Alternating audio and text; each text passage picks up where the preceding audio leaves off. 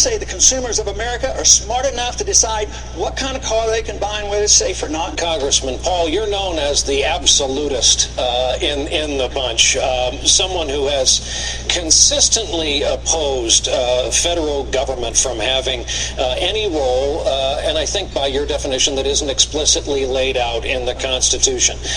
So this makes people curious. Is there a line with you? Where do you draw it? Does this include things like making cars safe, making medicine safe, air traffic control, controlling the jets above our heads? I think in theory, if you understood the free market and a free society, you don't need government to do that. And we live in a society where we have been adapted to this, and you can't just drop it all at once, but you can transition away from it.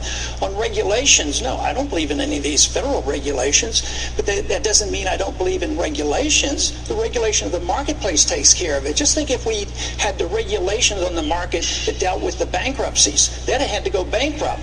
We wouldn't have been able to bail out the big banks and the big corporations and dump on the poor people. So the market would dictate it. And you can't commit fraud. If you need detailed regulations, you can do it at the state level, but the federal government is not authorized to nitpick every little transaction. The way they use the interstate commerce clause is outrageous as far as I'm concerned. Well, 30 seconds more for devil's advocate here, because would you then put it on the drug companies to say, no, we're bringing this to market, trust us, it's a fantastic drug. All the pilots in the sky to add to their responsibilities their own air traffic control in an organic way.